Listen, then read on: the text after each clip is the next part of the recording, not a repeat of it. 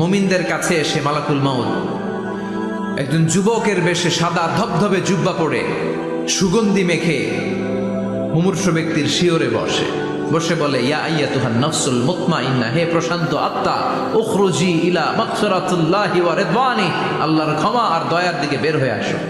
বলা মাত্রই মুমিনের আত্মাটা স্মুথলি বের হয়ে আসে। কাফান মিন আকফানিল জান্নাহ, হানুত মিন হানুতিল জান্নাহ, জান্নাত থেকে আনা সুগন্ধি কাফনের মধ্যে পেঁচিয়ে তিনি রূহটাকে নিয়ে ইল্লিনে চলে যায়।